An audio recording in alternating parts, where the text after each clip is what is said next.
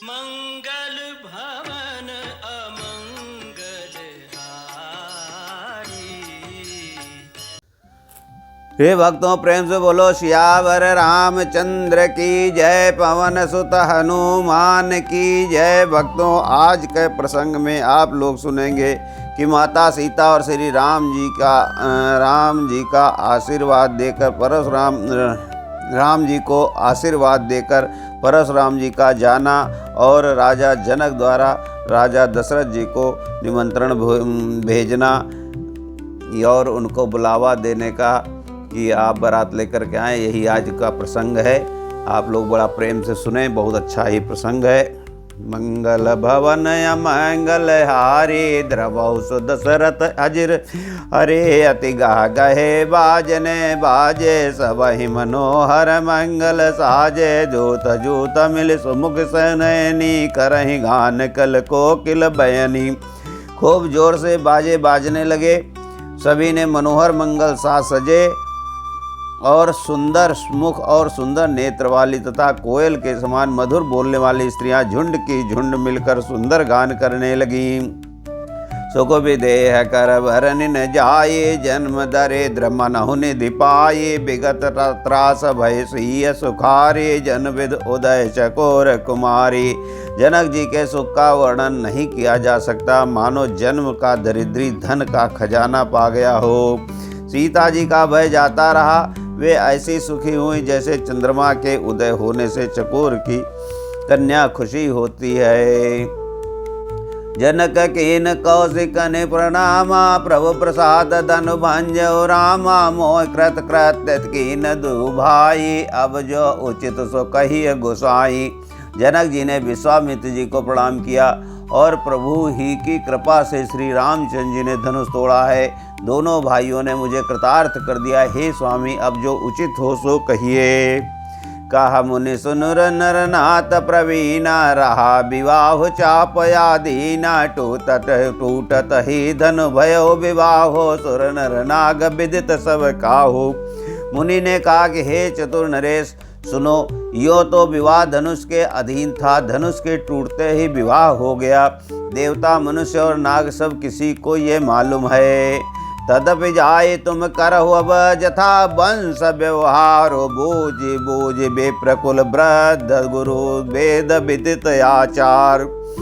तथापि तुम जाकर अपने कुल का जैसा व्यवहार हो, ब्राह्मणों कुल के बूढ़ों और गुरुओं से पूछकर और वेदों में वर्णित जैसा आचार हो वैसा करो। दूत अवधपुर पठवऊ जाये, आनहि नृप दशरथ ही बुलाये। मुदित राव कहे भले ही कृपाला, पठे दूत बोलित ही काला। जाकर अयोध्या को दूत भेजो जो राजा दशरथ को बुला लावे। राजा ने प्रसन्न होकर कहा कि हे कृपालु, बहुत अच्छा। और उसी समय दूतों को बुलाकर भेज दिया। बहुरी महाजन सकल बुलाए, आई सब निसादर सिर नाये। हाट बाट मंदिर सुर भाषा, नगर सवार चार उपासा। फिर सब महाजनों को बुलाया और सबने आकर राजा को आदर पूर्वक सिर नवाया। राजा ने कहा, बाजार, रास्ते, घर में देवालय और सारे नगर को चारों ओर से सजाओ। हर्ष चले निज निज गृह आए, पुनि परिचारक बोली पठाए। रचो विचित्र बितान बनाए, सिर धरे वचन चले सचुपाई। महाजन प्रसन्न होकर चले और अपने अपने घर आए। फिर राजा ने नौकरों को बुला भेजा और उन्हें आज्ञा दी कि विचित्र मंडप सजाकर तैयार करो। ये सुनकर वे सब राजा के वचन सिर पर धरकर और सुख पाकर चले। पठे बोले गुने तिन नाना, जय बितान विधि कुशल सुजाना। विधि बंध तिन कीन आरंभा, बिरचे कनक कदल के खंभा। उन्होंने अनेक कारीगरों को बुला भेजा जो मंडप बनाने में कुशल और चतुर थे। उन्होंने ब्राह्मण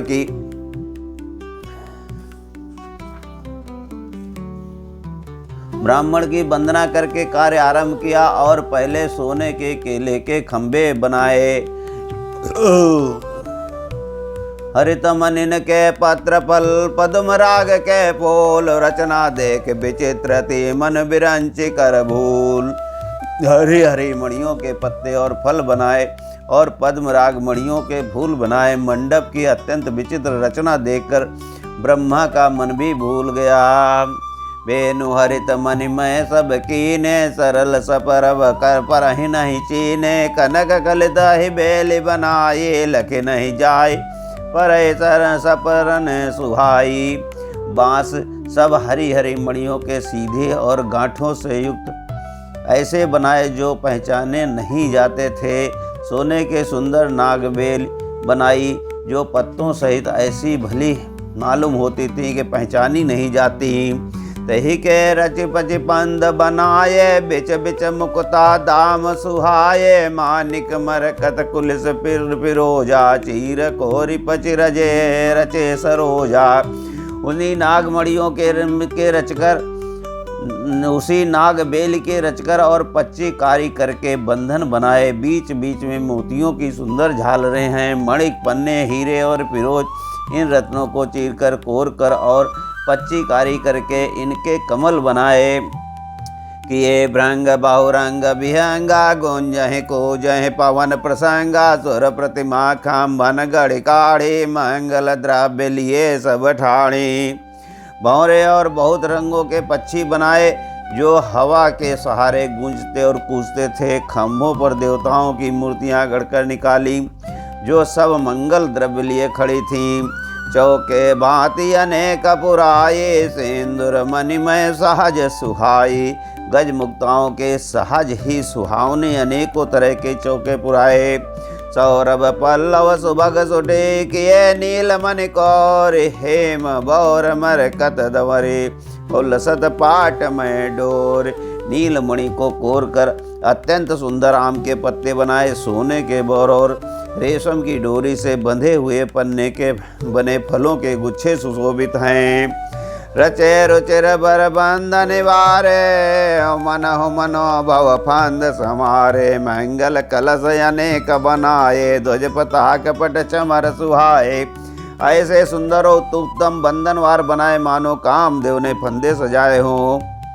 अनेकों मंगल कलश और सुंदर ध्वज पताका पर्दे और चंवर बनाए। दीप मनोहर मणिमय नाना, जाई न बरन विचित्र बिताना। जहि मंडप दुलहिन बैदेही, सो बरन यतिमति कवि केही। जिसमें मणियों के अनेकों सुंदर दीपक हैं, उस विचित्र मंडप तो वर्णन ही नहीं किया जा सकता। जिस मंडप में श्री जानकी जी दुल्हन होंगी, किस कवि की ऐसी बुद्धि है जो उसका वर्णन कर सके।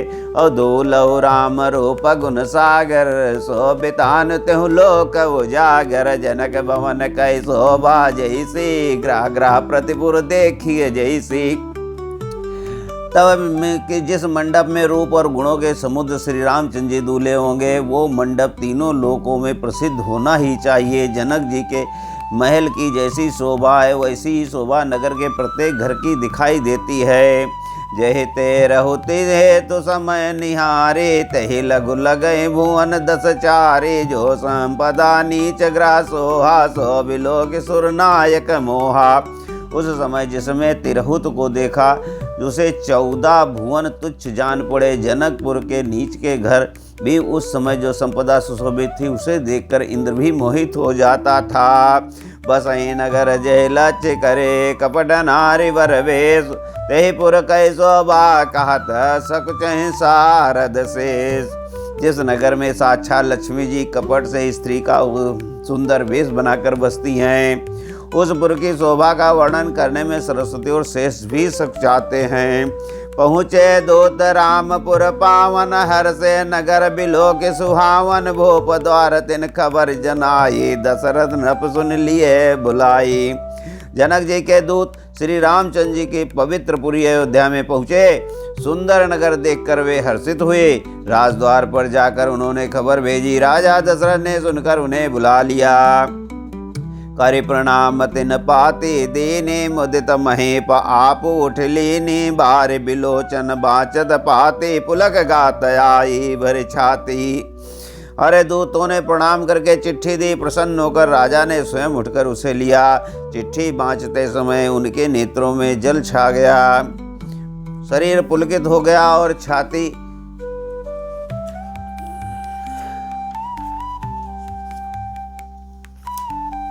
शरीर पुलकित हो गया। राम लखन उर कर बर चिट्ठी, रह गए कहत न खाटी मीठी, पुनि दर धीर पत्रिका बाँची, हर्षि सभा बात सुन साची। हृदय में राम और लक्ष्मण है, हाथ में सुंदर चिट्ठी है। राजा उसे हाथ में लिए ही रह गए, खट्टी मीठी कुछ भी कह न सके। फिर धीरज धरकर उन्होंने पत्रिका पढ़ी। सारी सभा सच्ची बात सुनकर हर्षित हो गई। खेलत रहे तहाँ सुध पाई, आए भरत सहित हित भाई, पहुँचन अति स्नेह सकुचाई, तात कहाँ से पाती आई। भरत जी अपने मित्रों और भाई शत्रुघ्न के साथ जहाँ खेलते थे वही समाचार पाकर वे आ गए। बहुत प्रेम से सकुचाते हुए पूछते हैं, पिताजी चिट्ठी कहाँ से आई है। कुशल प्राण प्रिय बंधु दो, आई कहो के देश, सुन स्नेह साने वचन बाँचे बहुरि नरेश।